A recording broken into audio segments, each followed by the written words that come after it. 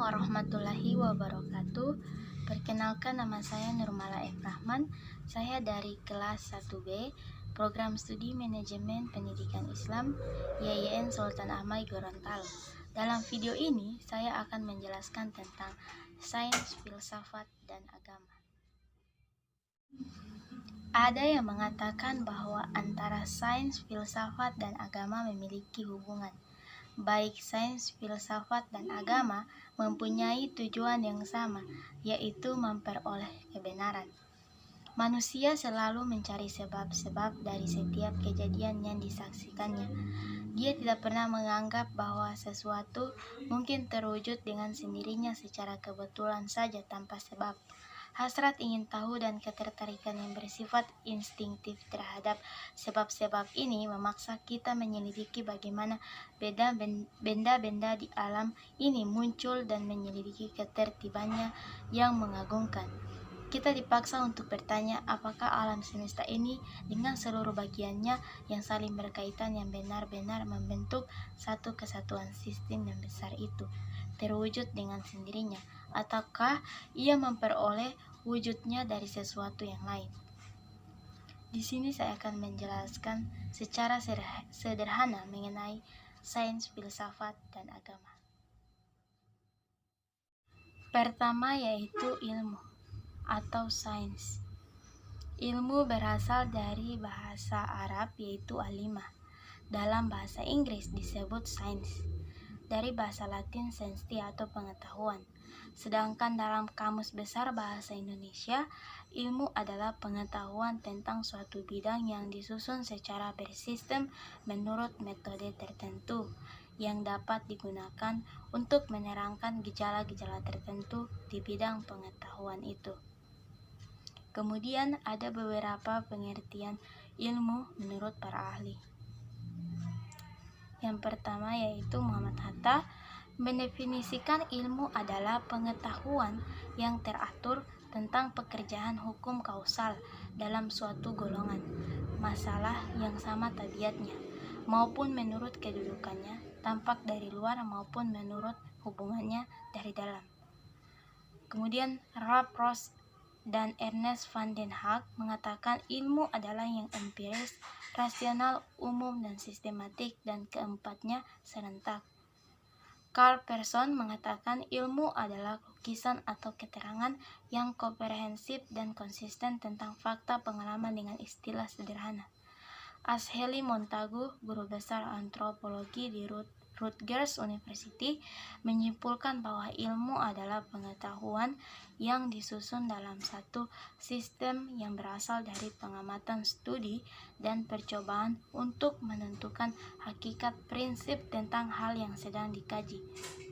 Harsojo, guru besar antropologi di Universitas Pajajaran, menerangkan bahwa ilmu yang pertama merupakan akumulasi pengetahuan yang disistematisasikan. 2. Suatu pendekatan atau metode pendekatan terhadap seluruh dunia empiris, yaitu dunia yang terikat oleh faktor ruang dan waktu yang pada prinsipnya dapat diamati panca indera manusia. Ketiga, suatu cara menganalisis yang mengizinkan kepada ahli-ahlinya untuk menyatakan suatu proposisi dalam bentuk jika atau maka. Avenshev, seorang pemikiran Marxis bangsa Rusia, mendefinisikan ilmu adalah pengetahuan manusia tentang alam, masyarakat, dan pikiran. Ia mencerminkan alam dapat menyimpulkan bahwa ilmu adalah sebagian pengetahuan yang mempunyai ciri tanda syarat tertentu yang sistematik, rasional, empiris, universal, objektif, dapat diukur, terbuka, dan kumulatif, bersusun atau timbul. Kedua yaitu filsafat. Filsafat adalah ilmu yang berusaha mencari sebab yang sedalam-dalamnya bagi segala sesuatu berdasarkan pikiran atau rasio. Filsafat adalah pandangan hidup seseorang atau sekelompok orang yang merupakan konsep dasar mengenai kehidupan yang dicita-citakan. Filsafat juga diartikan sebagai suatu sikap seseorang yang sadar dan dewasa dalam memikirkan segala sesuatu secara mendalam dan ingin melihat dari segi yang luas dan menyeluruh dengan segala hubungan. Pengertian filsafat menurut para tokoh. Pengertian filsafat menurut Harun Nasution.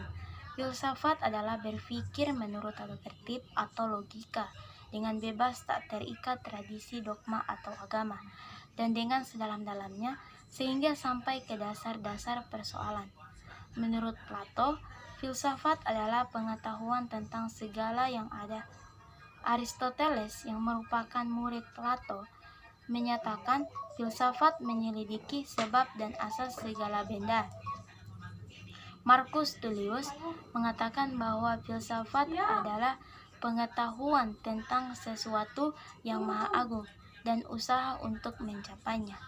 Al-Farabi, filsuf Muslim terbesar sebelum Ibnu Sina, menyatakan filsafat adalah ilmu pengetahuan tentang alam yang maujud dan bertujuan menyelidiki hakikatnya yang sebenarnya. Ciri-ciri berpikir filsafat: berpikir dengan menggunakan disiplin, berpikir yang tinggi, berpikir secara sistematis, menyusun suatu skema konsepsi dan menyeluruh. 3 persoalan yang ingin dipecahkan oleh filsafat ialah apakah sebenarnya hakikat hidup itu? Pertanyaan ini dipelajari oleh metafisika. Apakah yang dapat saya ketahui? Permasalahan ini dikupas oleh epistemologi. Apakah manusia itu? Masalah ini dibahas oleh antropologi filsafat.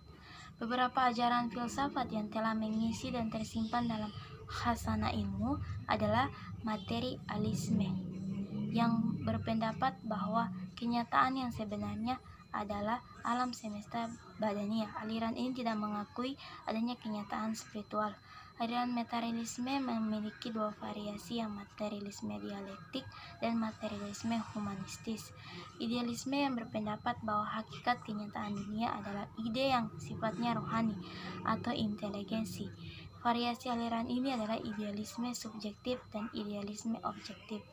Realisme aliran ini berpendapat bahwa dunia batin atau rohani dan dunia materi merupakan hakikat yang asli dan abadi. Pragmatisme merupakan aliran paham dalam filsafat yang tidak bersikap mutlak atau absolut, tidak doktriner, tetapi relatif tergantung kepada kemampuan manusia. Manfaat filsafat dalam kehidupan adalah sebagai dasar dalam bertindak, sebagai dasar dalam mengambil keputusan, untuk mengurangi salah paham dan konflik, untuk bersiap siaga menghadapi situasi dunia yang selalu berubah. Yang ketiga, agama. Dalam Kamus Besar Bahasa Indonesia, agama berarti ajaran, sistem yang mengatur tata keimanan atau kepercayaan, dari peribadatan kepada Tuhan Yang Maha Kuasa, serta tata kaidah yang berhubungan dengan pergaulan manusia dan manusia serta lingkungannya. Albert Einstein, seorang ahli pikir bangsa Yahudi berkewarganegaraan Amerika Serikat, teoretikus terbesar dalam bidang ilmu alam. Pada bidang fisika, teori tentang agama dan ilmu, beliau berkata ilmu tanpa agama adalah buta, sedangkan agama tanpa ilmu adalah lumpuh. Istilah agama memiliki pengertian yang sama dengan istilah religion dalam bahasa Inggris. Bosman mengemukakan bahwa agama dalam arti luas merupakan suatu penerimaan terhadap aturan-aturan dari suatu kekuatan yang lebih tinggi, dengan jalan melakukan hubungan yang berharmonis dengan realitas yang lebih agung dari dirinya sendiri, yang memerintahkan untuk mengadakan kebaktian, pengabdian, dan pelayanan yang setia. Pernyataan Einstein ini ada benarnya juga. Betapa pemikiran tradisional dari kelompok rohaniawan dengan ulama. Sedangkan sebaliknya, kaum intelektual sekuler yang sombong menganggap agama hanya kendala karena hanya merupakan sekedar penguatan moral agar manusia senantiasa tertib, menjadikan mereka sesat ibaratkan orang buta. Jadi agama itu mutlak, wajib ada. Agama memang tidak mudah diberi definisi karena agama mengambil berbagai bentuk sesuai dengan laman pribadi masing-masing meskipun tidak terdapat. Namun, dapat disimpulkan bahwa sepanjang sejarah manusia telah menunjukkan rasa suci dan agama termasuk dalam kategori hal yang suci. Kemajuan spiritual manusia dapat diukur dengan tingginya nilai yang tidak terbatas yang diberikan kepada objek yang disembah. Hubungan manusia dengan yang suci menimbulkan kewajiban baik untuk melaksanakan maupun meninggalkan sesuatu. Tidak mudah bagi kita untuk menentukan pengertian agama, karena sikap terhadap agama bersikap batiniah, subjektif dan individualistis, walaupun nilai-nilai yang dimiliki oleh agama bersifat universal. Kalau kita membicarakan agama, maka kita akan dipengaruhi oleh pandangan agama yang kita anut sendiri.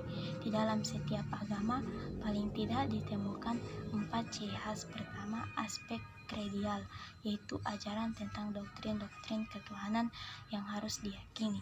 Kedua, aspek ritual, yaitu ajaran tentang tata cara berhubungan dengan Tuhan untuk meminta perlindungan dan pertolongannya, atau untuk menunjukkan kesetiaan dan penghambaan. Ketiga, aspek moral, yaitu ajaran tentang aturan berperilaku dan bertindak yang benar dan baik bagi individu dalam kehidupan. Keempat, aspek sosial, yaitu ajaran tentang aturan hidup bermasyarakat. Sekian dari saya. Wassalamualaikum warahmatullahi wabarakatuh.